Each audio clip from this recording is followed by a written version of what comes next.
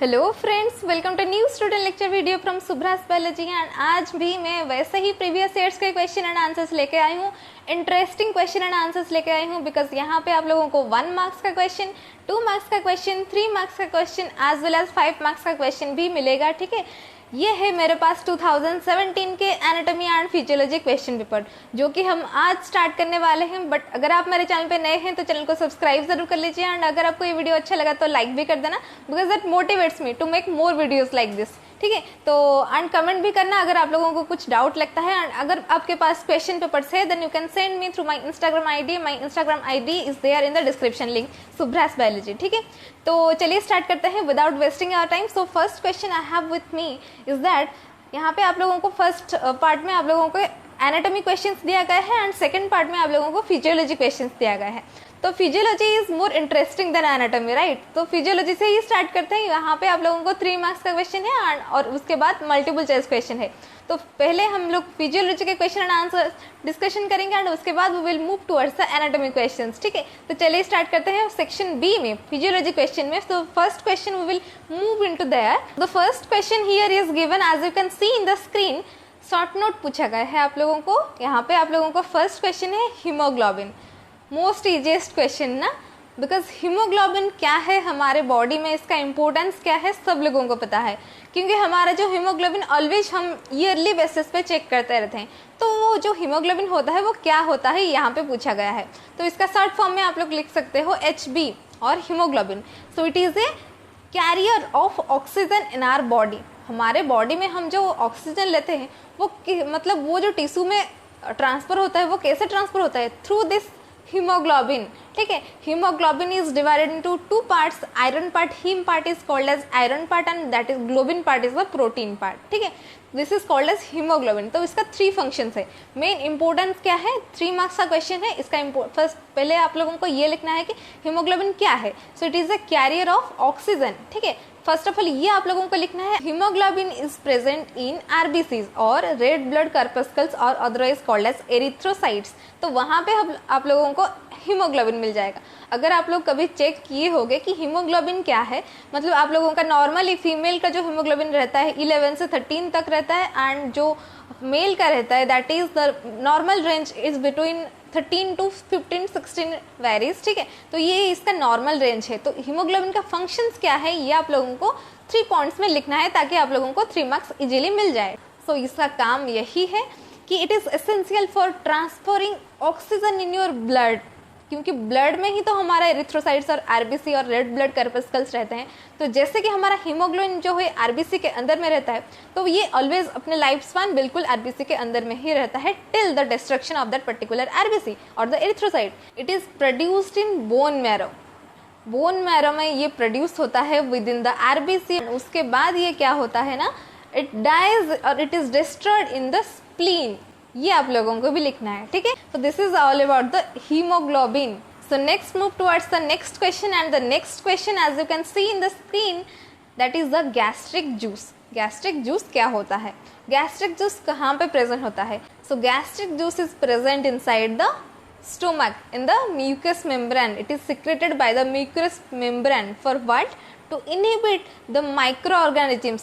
हम जो food ingest करते हैं वहाँ पे माइक्रो ऑर्गेनिजम्स रहते हैं, इन्फेक्शियस एजेंट्स रहते हैं जो कि हमारे डाइजेशन में हार्म कर सकते हैं। और वो जो माइक्रो ऑर्गेनिजम्स वो वहाँ पे हैं, उनको इनिबिट करने के लिए this gastric juice is there in the stomach. और इसका कंपोजिशन अगर आप लोग लिखोगे गैस्ट्रिक जूस में क्या क्या कंपोजिशंस होते हैं, मेनली तो हाइड्रोक्लोरिक एसिड होता है HCl that is called as, and other type of enzymes like pepsin and water भी रहता है। इसका डेफिनेशन आप लोग क्या लिखोगे?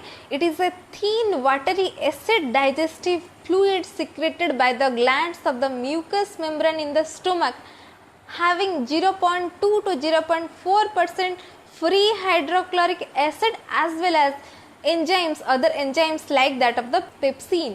ठीक है, उसमें वाटर कंटेंट भी रहता है गैस्ट्रिक जूस में। ठीक है, so this is the definition of the gastric juice and also the composition. तो आप लोग अगर देखोगे pH ऑफ गैस्ट्रिक जूस, सो इसका pH कितना रहेगा?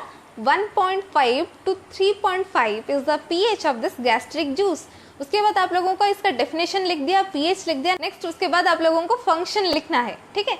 तो it inhibits the micro organisms that are there in the bolus. तो बोलस हम लोग किसको बोलते हैं? So the digested food materials is called as bolus, ठीक है। वो जो डाइजेस्टेड फूड मटेरियल हमारे स्टोमक में जाता है, वहाँ पे आप लोगों को जितने भी माइक्रो ऑर्गेनिजम्स, इन्फेक्शियस एजेंट्स मिलते हैं, तो ये जो हमारा गैस्ट्रिक जूस रहता है, इट इनहिबिट्स दैट, ठीक है। So this is the gastric juice. Gastric juice इतने लिखने से आप लोगों को 3 मार्क्स मिल जाएगा easily, 3 points. First of all you have to write the definition, next is function, third is its pH. Next we will move towards the next question, and the next question as you can see in the screen, that is JG apparatus. JG apparatus का मतलब होता है juxtaglomerular apparatus. तो glomerulus कहाँ पे है? Obviously it is there in the kidney. Do you heard about the nephrons? Obviously आप लोग सुने ही होंगे, nephrons are the structural and functional unit of kidney. जैसे कि हमारे सेल्स जो होते हैं, these are the structural and functional unit of life, वैसे ही nephron is the structural and functional unit of kidney. तो वो जो नेफ्रॉन होता है, that is most important necessary thing in the kidney, क्योंकि ये फंक्शनल यूनिट है। तो इसका जो नेफ्रॉन का जो रेगुलेशन, फंक्शन का जो रेगुलेशन करता है, दिस इज जुक्स्टाग्लोमेरुलर अपैरेटस। तो इसीलिए ये बहुत ही इंपॉर्टेंट है इन द किडनी। आप लोग ये सोच रहे होंगे कि नेफ्रॉन पूछना चाहिए था, ठीक है, क्योंकि this is the structural and functional unit of kidney. तो ये जुक्स्टाग्लोमेरुलर अपैरेटस इतना इंपॉर्टेंट क्यों है? क्योंकि ये जो एक ना मास्टर जैसा काम करता है। देखो, ये नेफ्रॉन को रेगुलेट करता है, इसका फंक्शन को, इसका सिक्रेशन को रेगुलेट करता है। So this is the most important. So ये जो जुक्स्टाग्लोमेरुलर कॉन्स्टिट्यूएंट है, फर्स्ट ये है जुक्स्टाग्लोमेरुलर सेल्स, सेकंड है मैकुला डेंसा। ये जो जुक्स्टाग्लोमेरुलर सेल्स है, सिक्रेट्स रेनिन हार्मोन, ये आप लोगों को याद रखना है, it secretes renin hormone. And the next में क्या बताइए? Macula densa. सो ये मैकुला डेंसा क्या है? It is sensitive to the concentration of NaCl। NaCl क्या होता है? हमारा सोडियम क्लोराइड। तो ये दोनों का फंक्शंस आप लोगों को याद रखना है। तो so this is about the juxtaglomerular apparatus, ठीक है। So this is present in the kidney and it regulates the function of nephron. Next we will move towards the next question. So the next question here is, जैसे कि आप लोग screen पे देख रहे हो, हीमोफीलिया। ये एक इंपॉर्टेंट क्वेश्चन है, ठीक है। हीमोफीलिया कहाँ से रिलेटेड है? This is related to haemoglobin and indirectly related to erythrocytes और RBC और रेड ब्लड कर्पस्कल्स। तो आप लोगों को हीमोफीलिया के बारे में 3 मार्क्स का आंसर लिखना है। तो पहले आप लोगों को लिखना पड़ेगा दिस इज क्या है ये। This is a disorder in which the blood doesn't clot normally. So when blood doesn't clot normally, then excessive bleeding occurs. It may be internally, it may be externally. When you have any injury or any damage to the tissues, अगर आप लोगों के किसी भी injury हो जाता है कौन सी साइड पे भी, और आप लोगों को हीमोफीलिया डिसऑर्डर है, तो आप लोगों का ब्लड जो है वो जल्दी से क्लॉट नहीं होगा, तो एक्सेसिव ब्लीडिंग होगा, जिसमें से आप लोगों का ब्लड एक्सेसिव लॉस होगा। तो this disorder is called as haemophilia. तो ये जो हीमोफीलिया है ना, this is 2 types, haemophilia A and haemophilia B। तो हमारे जैसे कि आप लोगों को पता है, आप लोग 12th में पढ़े होंगे, क्लॉटिंग फैक्टर्स होते हैं। इसका जो टाइप्स है हीमोफीलिया का, haemophilia A and the second one is the haemophilia B। तो हीमोफीलिया A कहाँ कैसे होता है? तो it occurs due to low amount of factor, clotting factor V8 जो क्लॉटिंग फैक्टर है वो उसका जो लो हो जाता है अगर क्लॉटिंग फैक्टर, तो वहाँ पे आप लोगों को हीमोफीलिया A हो सकता है। तो हीमोफीलिया B कब होगा? So it occurs due to the low amount of clotting factor X। तो ये आप लोग अभी डिस्टिंग्विश कर सकते हो between the haemophilia A and haemophilia B। ये सब कुछ आप लोगों को टोटल इन थर्ड क्वेश्चन आप लोगों को हीमोफीलिया में लिख देना है। Next we are moving towards the next question. So the next question here is, as you can see in the screen, that is a hypoxia. Hypoxia is a good question as well as favorite question for all the examiners. Always आता है hypoxia। तो इसके 4 types होते हैं, ठीक है। तो ये hypoxia आप लोगों का क्या है, आप लोगों को ये बताना है। So an absence of oxygen, because oxygen is necessary for our body, gaseous exchange के लिए oxygen is the must. So hypoxia का definition आप लोग क्या लिखोगे? So it is a condition where absence of enough oxygen is there in our tissues to sustain bodily functions. हमारे body में जो फंक्शंस होता है उसके लिए ऑक्सीजन की रिक्वायरमेंट होती है, बट अगर ऑक्सीजन का अमाउंट इनफ ना हो, अप टू ए लिमिट ना हो, तो हमारे जो बॉडीली फंक्शंस होंगे वो कैसे होंगे, अच्छे से नहीं हो पाएंगे। So this is called as hypoxia. और ये इसका जो सिम्टम है, because hypoxia is a disorder, तो इसका फर्स्ट सिम्टम क्या है और प्राइमरी सिम्टम्स क्या होते हैं, जैसे कि आप लोगों का हो गया एंजाइटी, कंफ्यूजन एंड रेस्टलेसनेस ये आप लोगों का सिम्टम्स हो गया ऑफ हाइपोक्सिया। फिर आप लोगों को ये भी लिखना है हाइपोक्सिया का classification. 4 types of hypoxia are there. तो ये जो 4 प्रकार के हाइपोक्सिया हैं ये क्या क्या है? Hypoxic hypoxia, hypoxemic hypoxia, stagnant hypoxia and as well as histotoxic hypoxia. ये 4 टाइप्स ऑफ हाइपोक्सिया देयर। ठीक है, ये आप लोगों को आंसर सेट में लिखना है। So next we will move towards the next question.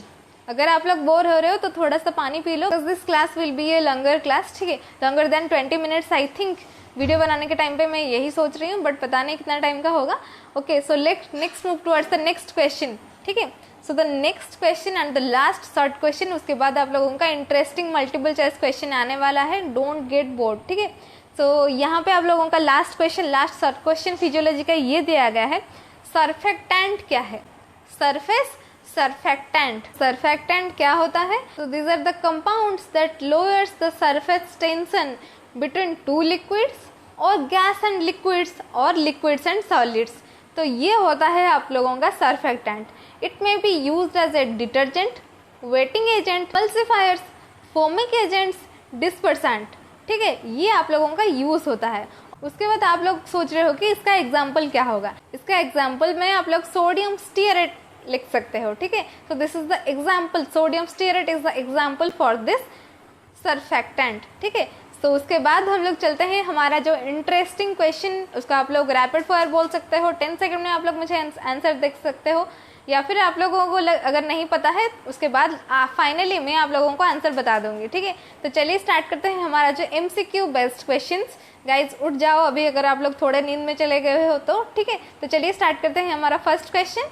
First question here is, जैसे कि आप लोग स्क्रीन पे देख रहे हो, तो फर्स्ट क्वेश्चन ये पूछा गया है, genetic male is 44XY, 44XXY, 44XX and non.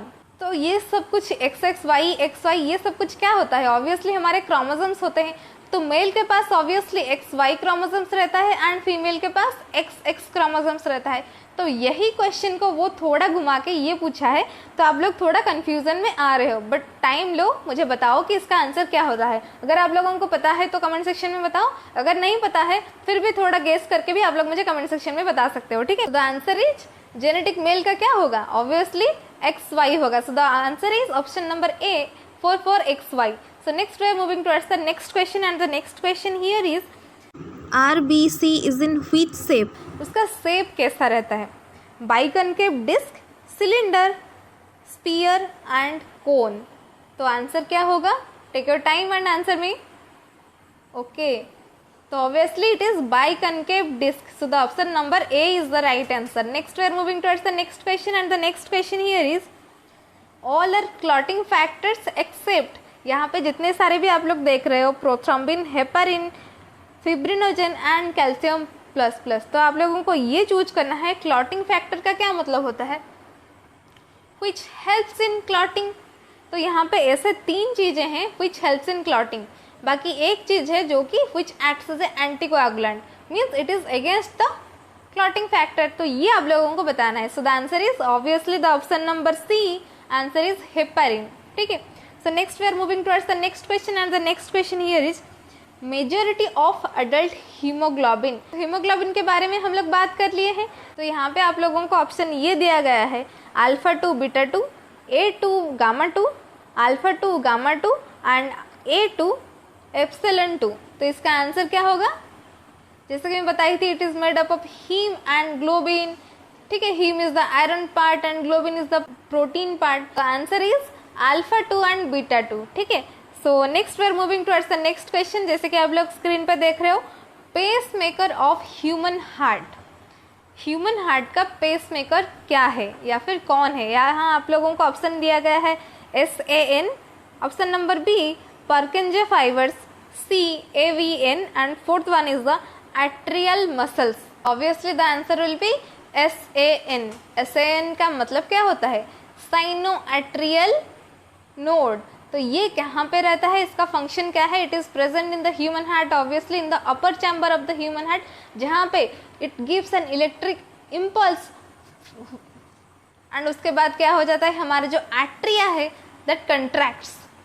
उसके बाद ये जो एवीएन क्या होता है, एट्रियोवेंट्रिकुलर नोड, इसका क्या फंक्शन होता है? इसका फंक्शन यही होता है कि when it gives an electric impulse to the lower chamber of the heart where ventricle contracts, ठीक है, so that is the avian. But यहाँ पे आप लोगों को ये जो इंपॉर्टेंट क्वेश्चन है कि पेस मेकर ऑफ हार्ट क्या है, so that is the SAN, sinoarterial node is the pacemaker of heart, ठीक है। So next we are moving towards the next question. Saliva contains ptyalin, HCl, lipase and collagenase. तो आप लोग ये बताइए, हमारा जो सलाइवा होता है, सलाइवा में ऑब्वियसली सलाइवरी अमाइलेज होता है, तो सलाइवरी, थोड़ा मैं हिंट्स बता दे रही हूँ, सलाइवरी अमाइलेज का अदर नेम क्या होता है? क्या होता है? थोड़ा सोचो। यस, तो आंसर इज टाइलिन, option number A. So next we are moving towards the next question and the next question is ovarian hormones are oestrogen and progesterone, option number B oestrogen and testosterone, option number C T3 and T4। T3 and T4 क्या होता है? Thyroxine and triiodothyronine. T3 होता है triiodothyronine, T4 होता है thyroxine.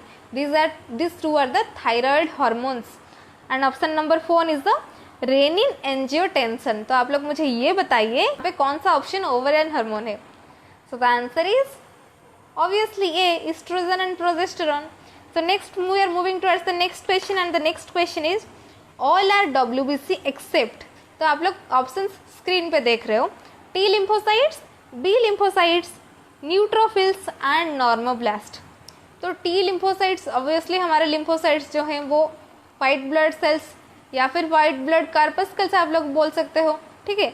और T lymphocytes वो है, बी लिम्फोसाइट्स भी है, न्यूट्रोफिल भी है, क्योंकि हमारा neutrophils, basophil, eosinophils and lymphocytes, monocytes, these are white blood cells. तो आप लोगों का यहाँ पे ऑप्शन नंबर डी जो बच गया है that is the normoblast. Normoblast क्या होता है, थोड़ा जानकारी के लिए मैं बता देती हूँ। This are the immature red blood corpuscles are also called as normoblast. तो ये ऑब्वियसली WBC नहीं है, तो ये होगा answer normoblast. So next we are moving towards the next question and the next question is haemoglobin contents. जैसे कि आप लोग देख रहे हो, haemoglobin is the most important question. यहाँ पे आप लोगों को 2 मार्क्स, 3 मार्क्स, 1 मार्क का क्वेश्चन में भी आप लोगों का हीमोग्लोबिन के बारे में 2 बार आ चुका है, ठीक है। तो इसको बिल्कुल ध्यान से पढ़ना, और उसका जो टेस्ट होता है साहलिस हीमोग्लोबिनोमीटर से आप लोग करते हो या फिर फोटोकैलोरीमीटर से करते हो, उसका भी आप लोग उसको भी पढ़ लेना, ठीक है। तो haemoglobin contains iron, nickel, cobalt and gold. इसका आंसर मैं ऑलरेडी 2 बार बता चुकी हूँ। Haemoglobin is divided into haem part, haem means iron part, obviously it contains iron। So next we are moving towards the next question and the last question, physiology का multiple choice question।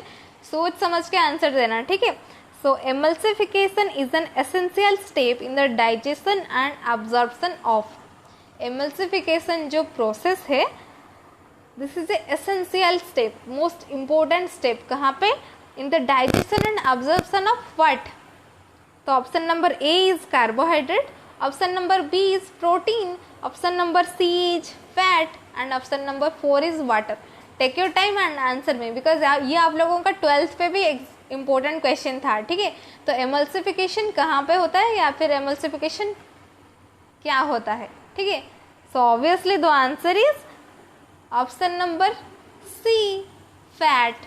Emulsification fat का ही होता है ना, emulsification of fat. ये sentence तो आप लोग 12th से रट के आ रहे हो, ठीक है। मुझे पता था ये आप लोगों को पता होगा। सो यहाँ पे आप लोगों का physiology multiple choice question answer खत्म हो जाता है।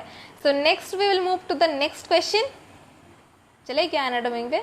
ऑब्वियसली चलते हैं, क्योंकि 2017 का क्वेश्चन एंड आंसर हमको आज ही कंप्लीट करना है। एग्ज़ाम बहुत ही करीब है, नॉकिंग एट द डोर जैसे कि आप लोग बोल सकते हो। तो हमको थोड़ा अच्छे से पढ़ाई करना चाहिए ताकि हम लोग जल्दी से मतलब एग्ज़ाम हमारा क्लियर हो जाए, क्योंकि इसका जो एंट्रेंस बेस्ड तो होता ही है, मार्क सिलेक्शन भी होता है आप लोगों का जॉब के लिए। तो आप लोग यहाँ पे जॉब करने के लिए अगर आए हो तो आप लोगों को ऑब्वियसली मार्क्स चाहिए होंगे कैरियर मार्किंग पे। अगर आप लोगों का 10th 12th अच्छा रहेगा, फिर भी आप लोगों का ये एग्ज़ाम अगर अच्छे से नहीं कर पा रहे हो, देन आप लोगों का प्रॉब्लम हो सकता है आगे से। तो चलिए स्टार्ट करते हैं, एनाटॉमी पे चलते हैं। I know this is a difficult subject for most of the students but not for all, but फिर भी चलते हैं, ठीक है। तो यहाँ पे 2017 के एनाटॉमी का फर्स्ट क्वेश्चन पेपर ये दिया गया है, describe respiratory system under the following headings.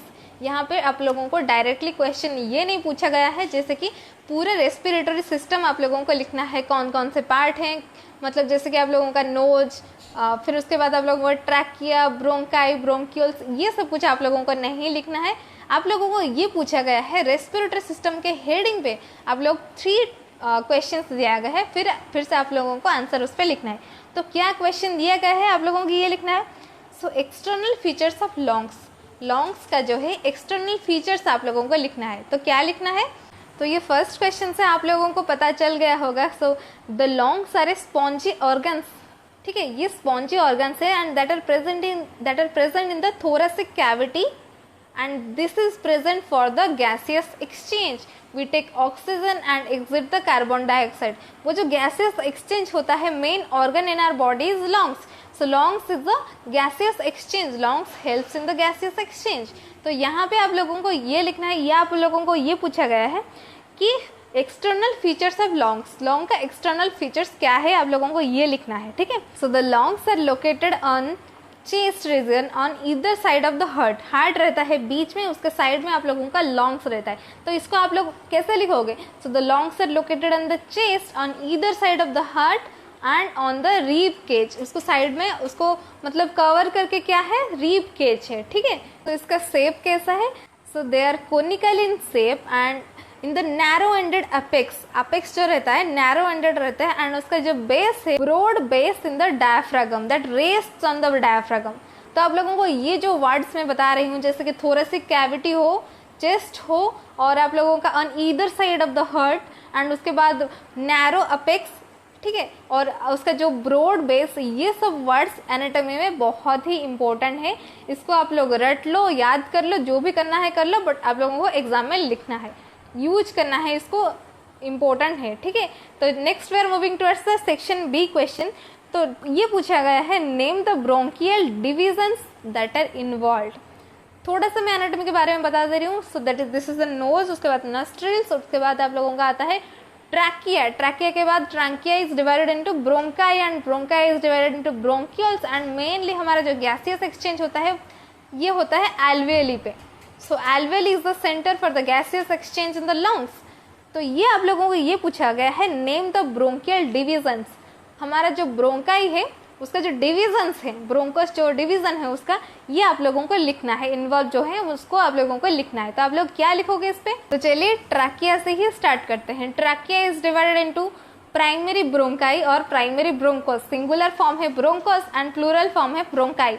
जैसे कि आप लोगों का 2 है, 2 ब्रोंकस है तो उसको मिला के आप लोग ब्रोंकाई भी बोल सकते हो। तो प्राइमरी ब्रोंकाई जैसे कि आप लोग एक पिक्चर में ऐसे देख रहे हो वैसे ही 2 प्राइमरी ब्रोंकाई आर देयर। वो जो प्राइमरी ब्रोंकाई है वो डिवाइड हुए हैं फिर से सेकेंडरी ब्रोंकाई में एंड वो जो सेकेंडरी ब्रोंकाई है वो फिर से डिवाइड हुआ है टॉर्सियरी ब्रोंकाई में। तो उसका भी अदर अदर नाम है। जैसे कि आप लोगों का सेकेंडरी ब्रोंकाई जो है उसका आप लोग अदर नेम है लोबर ब्रोंकाई, ठीक है।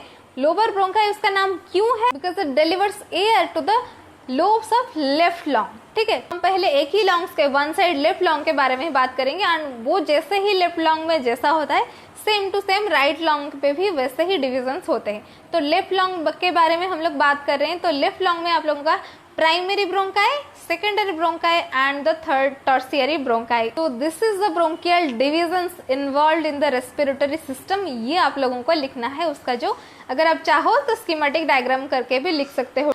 Trachea, bronchi and primary bronchi, secondary bronchi and tertiary bronchi, ठीक है। चलिए चलते हैं इन द नेक्स्ट क्वेश्चन। तो नेक्स्ट क्वेश्चन मतलब वही 1 नंबर का आप लोगों का जो पार्ट सी का क्वेश्चन है। ये क्वेश्चन पूछा गया है arterial supply of organs involve in respiration. Respiration के टाइम पे हमारे आर्टेरियल जो ऑर्गन्स है, कौन से ऑर्गन आर्टेरियल ऑर्गन्स इन्वॉल्व हैं, ठीक है। So lungs are very vascular organs, meaning they receive a very large blood supply. This is because the pulmonary arteries which supply the lungs come directly from the right side of the heart. So there are bronchial circulation that is comprised of bronchial arteries and veins, and another is the pulmonary circulation that is comprising of pulmonary arteries and veins. So bronchial artery supplies oxygenated blood pumped from the left ventricle, systemic circulation, relatively small diameter, high pressure, and pulmonary artery supplies deoxygenated blood pumped from the right ventricle. This circulation relatively larger diameter, low pressure. Draw a level diagram of the heart and enumerate the arteries supplying it. So first of all आप लोगों को ये heart का diagram करना है और उसके बाद आप लोगों को आर्टरीज ऑफ द हार्ट लिखना है। जैसे कि यहाँ पे आप लोग इस पिक्चर में देख रहे हो, coronary artery, circumflex artery, marginal artery, ये सब कुछ आप लोगों को एग्जाम कॉपी में लिखना है। ठीक है, तो चलिए नेक्स्ट क्वेश्चन देखते हैं। नेक्स्ट क्वेश्चन ये है, ड्रॉ ए लेवल diagram of the right kidney and enumerate the structures related to its anterior surface. Anteriorly, the right kidney is related to the liver, duodenum, ascending colon and small intestine, whereas the left kidney is related to the spleen, stomach, pancreas and descending colon, etc. So this is the anterior surface of the kidney. So next we will move towards the next question. जैसे कि आप लोग यहाँ पे देख रहे हो, लिखा है answer all the questions. First A number पे है स्ट्रक्चर्स फॉर्मिंग पोर्टा हेपाटिस। तो इसको 3 × 5 = 15 मार्क्स। इसका मतलब ये है कि 3 मार्क्स का क्वेश्चन है, टोटल 5 क्वेश्चन दिए गए हैं। तो ये जो ए नंबर है स्ट्रक्चर्स फॉर्मिंग पोर्टा हेपाटिस, तो इसको आप लोगों को 3 मार्क्स का आंसर लिखना है। तो क्या है हेपाटिस, पोर्टा हेपाटिस। तो हेपाटिस हम किसको बोलते हैं? ऑब्वियसली लीवर को बोलते हैं। तो आप लोगों को मैं यहाँ पे एक ट्रिक बताऊँगी जिसका आंसर आप लोग अच्छे से लिख पाओगे। So it is a mnemonic to help remember the order of structures in the porta hepatis from anterior to posterior, that is DAV। तो D for ducts, जैसे कि आप लोगों का हो गया right and left hepatic duct branches. Second is A arteries, right and left hepatic artery branches, and C is, and the third one is the V for vein, portal vein, and next is the E is the epiploic foramen। सो ये DAVE, ये आप लोगों को word को याद रखना है, उसके बाद आप लोग लिख पाओगे। इसका the order of structures in the porta hepatis, porta hepatis का जो ऑर्डर ऑफ स्ट्रक्चर्स क्या है, ये आप लोगों का आंसर यही है, ट्रिक भी यही है। इसको लिखने से आप लोगों को 3 मार्क्स मिल जाएंगे। So next we are moving towards the next question, and the next question is lobes of the cerebral hemisphere. Cerebral hemisphere जो है हमारा, उसका लोब्स के बारे में आप लोगों को लिखना है। तो कितना लोब्स हैं हमारे? 4 टाइप्स ऑफ लोब्स आप लोगों को पता होगा। First one is the frontal lobe, second one is the parietal lobe, third one is the temporal lobe, and the fourth one is the occipital lobe. So these are the lobes of the cerebral hemisphere. Next we are moving towards the next question, and the next question is structure passing through the hilum of the kidney। तो hilum जो है हमारा kidney में है, तो उसके कौन कौन से स्ट्रक्चर्स वो हाइलम के थ्रू पास करते हैं। For example ureters, blood vessels, lymph vessels, nerves enter and leave at the renal hilum. ठीक है, सो ये आप लोगों को लिखना है। So next we are moving towards the next question. Next question is bones of upper limb. Upper limb में हमारे कितने बोन्स होते हैं? जैसे कि आप लोगों को पता होगा होल टोटल ह्यूमन बॉडी में हमारे कितने बोन्स हैं, तो इसीलिए आप लोगों को ये पूछा गया है अपर लिम्ब में आप लोगों का कितना बोन्स है। थोड़ा आप लोग 10 सेकेंड सोचिए, फिर मुझे बताइए इसका आंसर क्या होगा। That is humerus. ठीक है, नेक्स्ट मीडियली जो है present, that is the ulna, and laterally at the paired bones of the forearm, that is the radius. ये 3 बोन्स हमारे अपर लिम्ब में होते हैं। So next we are moving towards the next question and the last question of this anatomy section. I hope ये video आप लोगों को अच्छा लग रहा है, इंटरेस्टिंग लग रहा है, आप लोगों को यहाँ से कुछ सीख रहे हो। अगर सीख रहे हो then don't forget to like this video, subscribe to my channel. Okay, apart from that let's move to the last question. So the last question is parts of large intestine. आप लोगों को पता होगा हमारे बॉडी में small intestine, large intestine होते हैं। तो यहाँ पे पूछा गया है, बहुत ही इजी क्वेश्चन है, इजी क्वेश्चन पे ही जाता है। लार्ज इंटेस्टाइन का आप लोगों को पार्ट्स बताना है। So the main regions of the large intestines are the caecum, colon and the rectum. So the first part of the large intestine is the colon. ये क्या करता है? colon क्या करता है हमारे बॉडी में? It absorbs water and nutrients from food and stores waste materials, waste matters. So ये जो colon है, it consists of 5 sections. क्या क्या है? Cecum, ascending colon, transverse colon, descending colon and sigmoid colon. ठीक है, so the size of large intestine is 5 feet, 5 feet का होता है हमारा जो इतना बड़ा सा लार्ज इंटेस्टाइन हमारे बॉडी में कैसे रहता है, आप लोग ये सोच रहे होगे, ठीक है। तो this is the important question, मतलब बहुत ही इजी है बट इम्पोर्टेंट है, ये आप लोगों को एनाटॉमी में एटलीस्ट पता होना चाहिए हमारे लार्ज इंटेस्टाइन के कितने पार्ट्स होते हैं। तो ये हो गया हमारा बिल्कुल एनाटॉमी फिजियोलॉजी का टोटल 2017 डीएमएलटी क्वेश्चन पेपर, और ये बीएमएलटी के सिलेबस में भी है, जहाँ जहाँ पर जिस कोर्स में एनाटॉमी फिजियोलॉजी का सब्जेक्ट है आप लोग इसको देख सकते हो, बिकॉज यहाँ पे आप लोगों का मल्टीपल चॉइस क्वेश्चन है, 2 मार्क्स का क्वेश्चन है, 3 मार्क्स का क्वेश्चन है। So this will be easier for you to write in the exam in the next exam, ठीक है। प्रीवियस ईयर्स के क्वेश्चन बहुत ही इंपॉर्टेंट होते हैं। तो अगर आप लोगों के पास भी क्वेश्चन पेपर्स है, आप लोग मुझे इंस्टा पे फॉलो करके मुझे क्वेश्चन पेपर सेंड कीजिए, मैं भी उसको बनाऊंगी, वो वीडियो में हम डिस्कशन करेंगे, बिल्कुल डिस्कशन करेंगे, ठीक है। तो चलिए मिलते हैं इन द नेक्स्ट वीडियो।